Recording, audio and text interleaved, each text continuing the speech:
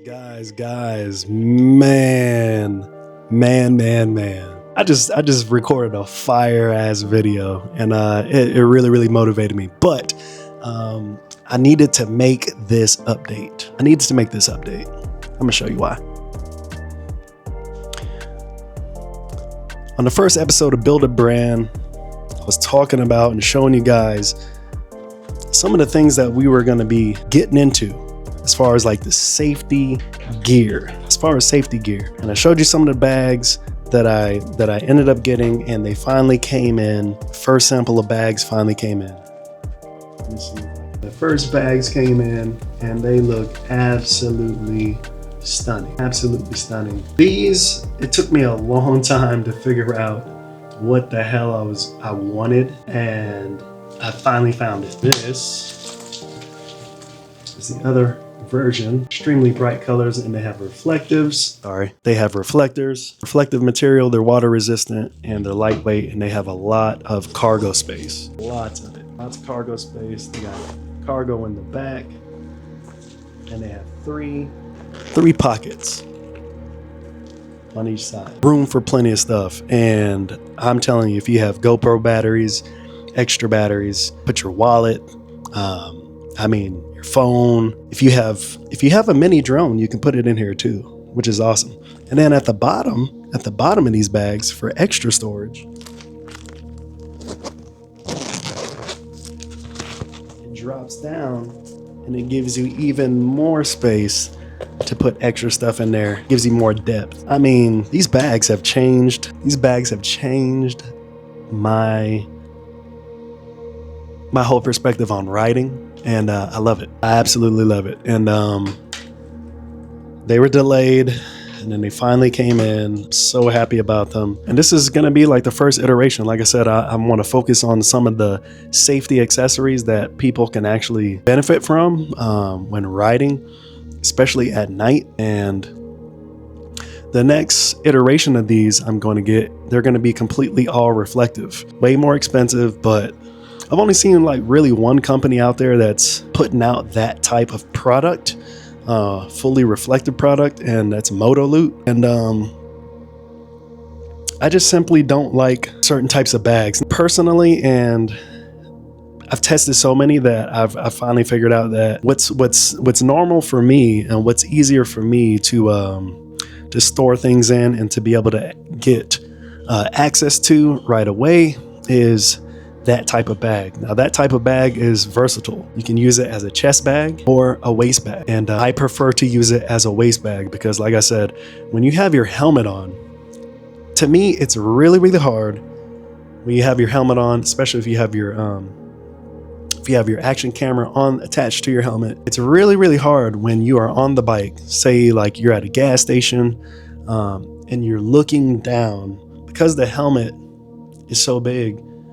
And you have a hoodie on, or if you have a jacket especially, it's really hard to look down with your gloves and try to open a chest bag. It's really difficult. And the thing that I went through is that I've lost stuff out of my bag because I was able to get in the bag finally, but then I forget that I didn't zip it all the way up, or I didn't zip it up at all. So you roll down the road and your shit flies out, right? So I started to realize like this is not good, because I ended up having to like either take my helmet off when I'm getting gas. And when you get gas, you kind of want to just pull up, scan your card or whatever, or go inside, and you don't really want to leave your bike or your stuff hanging. So I would end up having to take my helmet off, do what I gotta do, pay for the gas, put it back up, zip it back up, put my helmet back on, put my gloves back on, refasten my helmet, you know what I mean? And it was just like, this is crazy. I need something better than that. So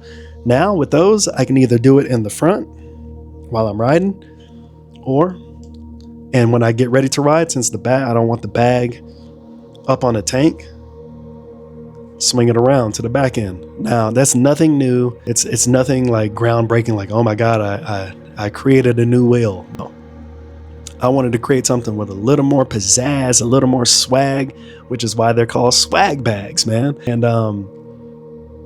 they have plenty of room, plenty of compartment space, and they're comfortable, right? They're super, super comfortable, and I am digging it. But like I said, the second iteration is going to be completely reflective, and the reason why I want that is for people who want more visibility. In this space, people love style, and most people are willing to sacrifice safety for style. It's just the way it is. It's the way it's always going to be in the motorcycle space. Not everybody likes to wear gear, but sometimes if you can offer them something that is beneficial without compromising their sense of style, they will be on board. Like I said, this is like the foot in the door kind of thing to get involved with safety gear. I'm already doing apparel. That's already apparent. That's already been, that's already being done. That's not my ultimate focus. My ultimate focus is to offer safety equipment with style. So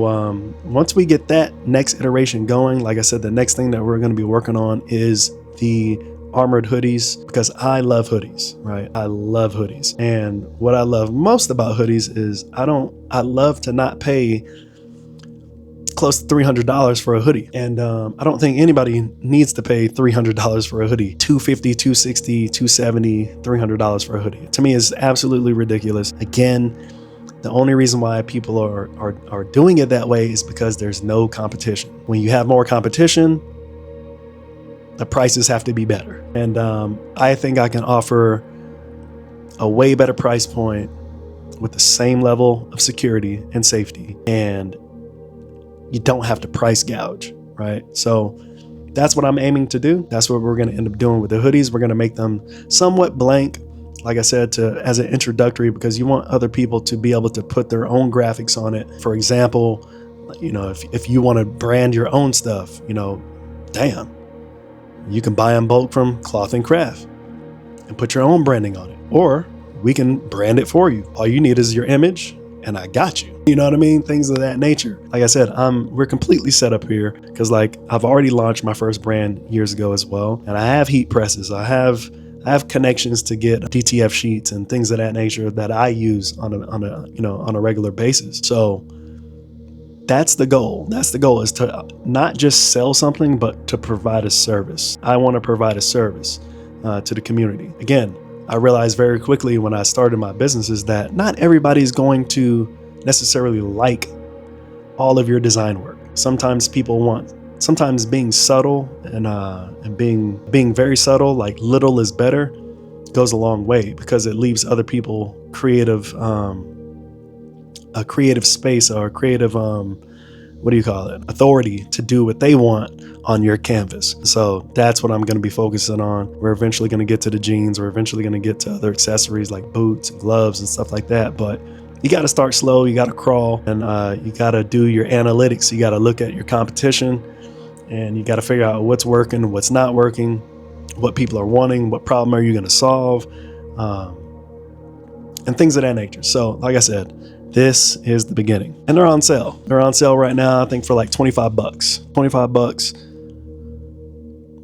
Damn. You know what I mean? Damn, a far cry from what other people are selling anything remotely similar to in this space from your major stores like Motoloot, for example.